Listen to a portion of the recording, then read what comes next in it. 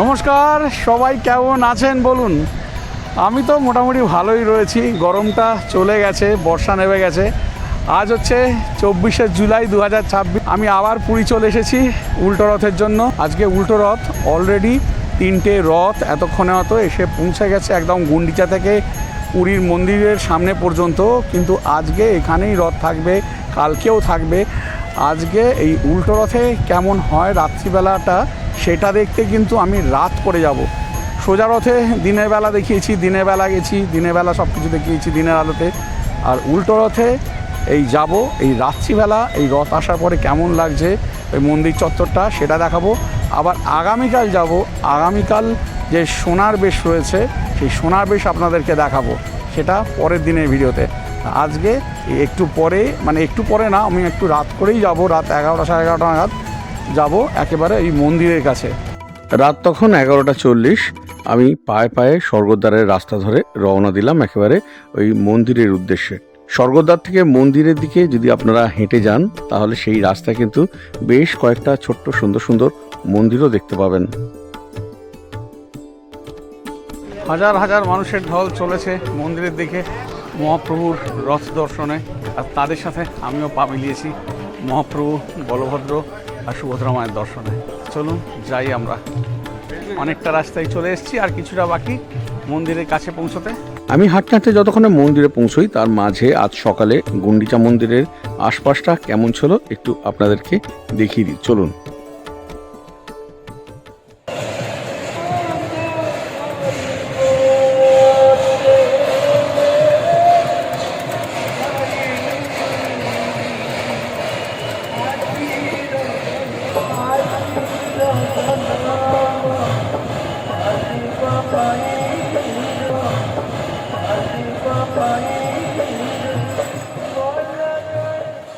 পথ চলতে চলতে চোখে পড়ল পবিত্র রথযাত্রার আনন্দে লোকাল কিছু মানুষ, তারা ঠাকুরের গান গেয়ে নিজেরা আনন্দ করে নিচ্ছে।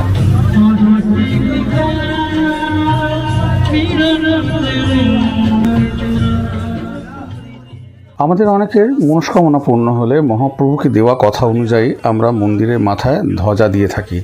একজন বয়স্ক মানুষ রাস্তার ধারে বসে এরকমভাবেই এই ধ্বজাগুলো তৈরি করছিলেন, সেটাই দেখে নিলাম। চলার পথে চোখে পড়ল খুব সুন্দর একটা ছোট্ট রথ, যেখানে মহাপ্রভুর বিগ্রহ বিরাজ করছিলেন।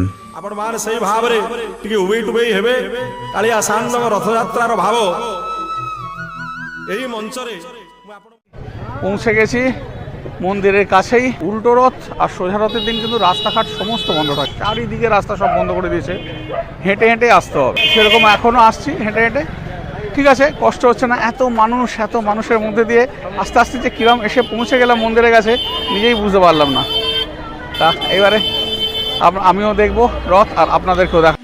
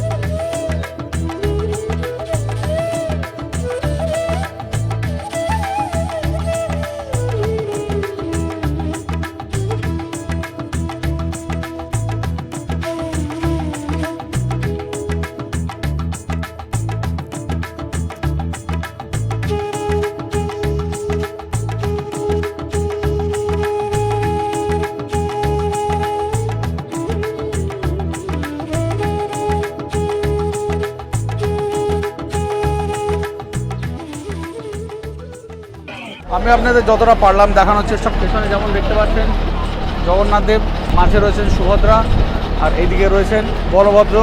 এই 3টে রথ রয়েছে। আজ দুপুরবেলা এই রথগুলো এসে সমস্ত দাঁড়িয়েছে এখানে। তা আপনাদের কার কেমন লাগলো প্লিজ কমেন্ট করে জানাবেন। আর আরও দেখাবো কালকে এখানে জগন্নাথ দেব, বলভদ্র, সুভদ্রা 3জনের রাজবেশ আছে। রাজবেশটাও আপনাদের দেখানোর চেষ্টা করব। আর কি দেখা যায় একটু দেখিয়ে দিই। কালকে এখানে ওই ভজন নাম কীর্তন হবে, তারই ব্যবস্থা হচ্ছে। 2026-এ পুরী উল্টো রথযাত্রার এই রাতের দৃশ্য আপনাদের কার কেমন লাগলো অতি অবশ্যই কিন্তু জানাতে ভুলবেন না। যদি ভালো লাগে তাহলে একটা লাইক দিয়ে দেবেন, আর আপনার জানা পরিচিতর মধ্যে পারলে একটু শেয়ার করে দেবেন। আর যারা এখনও পর্যন্ত ট্রাভেল অয়নি 0.3 চ্যানেলটাকে সাবস্ক্রাইব করেনি, প্লিজ চ্যানেলটাকে সাবস্ক্রাইব করে বেল আইকন প্রেস করে ট্রাভেল অয়নি 0.3 এর পাশে থাকুন। কিন্তু ভিডিওটা এখানেই শেষ হচ্ছে না। এরপরে পুরীর একটা বাজেট হোটেলের আপনাদের সন্ধান দিচ্ছি, যেখানে সারা বছর মোটামুটি একই রেটে আপনারা রুম পাবেন এবং এসি রুমে রান্নারও ব্যবস্থা রয়েছে। পুরী গৌড় বাদশাহী রোডে রয়েছে এই বাজেট হোটেলটি, যার নাম হচ্ছে হোটেল পুষ্পশ্রী অ্যান্ড রেস্টুরেন্ট। এটি একটি সম্পূর্ণ বাজেট হোটেল। হোটেলের রুমের কেমন কি ভাড়া রয়েছে জানার জন্য অতি অবশ্যই এই ভিডিওর ডেসক্রিপশন বক্সটা ফলো করুন। এটা হচ্ছে এই হোটেলের রিসেপশন। আপাতত সিঁড়ি দিয়েই ওপরে উঠতে হচ্ছে, কিন্তু একদম নতুন লিফটের কাজ চলছে, যেটা আশা করা যাচ্ছে দুর্গাপুজোর আগেই শেষ হয়ে যাবে। এখানে আমার এই রুম 302। এইখানে একটা বেড রয়েছে, বেশ বড় এখানে বেডটা। 3জন তো ভালো করে শুতে পারবে, 4জনও শুতে পারবে। এইদিকে একটা সিঙ্গেল বেড রয়েছে, এখানে ব্ল্যাঙ্কেট টাওয়াল দেওয়া রয়েছে, এদিকে এই সাবান দেওয়া রয়েছে, ডেন্টাল কিট দেওয়া রয়েছে এখানে। আর এদিকে একটা বড় আয়না রয়েছে, একটা ছোট্ট এখানে র্যাক মতো রয়েছে, 2টো চেয়ারও রয়েছে এখানে। এদিকে একটা ওয়ার্ড্রপ রয়েছে এইদিকে এলসিডি। এই হোটেলে ঢুকলে কিন্তু আপনারা এরকম 2টো 500 ml mineral water bottle complimentary পেয়ে যাবেন। আর একটা যেটা পাবেন, এই এসি রুমেও কিন্তু এই রান্নার ব্যবস্থা। এই এসি রুমে রান্নার ব্যবস্থা বেশিরভাগ জায়গাতেই থাকে না, দেখাই যায় না, কিন্তু এখানে এই এসি রুমেতে এই রান্নার ব্যবস্থা রয়েছে। এই হচ্ছে ওয়াশরুম, একদম বেসিক রয়েছে এখানে, কমোড পাশে, এদিকে শাওয়ার, এদিকে রয়েছে মিরার, আর এদিকে ওয়াশ বেসিন আর বাথরুমও রয়েছে। ওয়াইফাই ফেসিলিটিও কিন্তু রয়েছে, সিকিউরিটি ক্যামেরাও রয়েছে সব জায়গায়।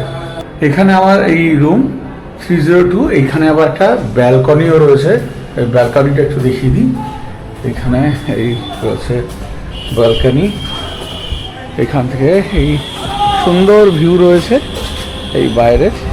এদিকে আবার লিফটও তৈরি হচ্ছে, লিফটের কাজ চলছে। আজকে ভিডিওটা এখানেই শেষ করলাম। সবাই খুব ভালো থাকবেন, সুস্থ থাকবেন।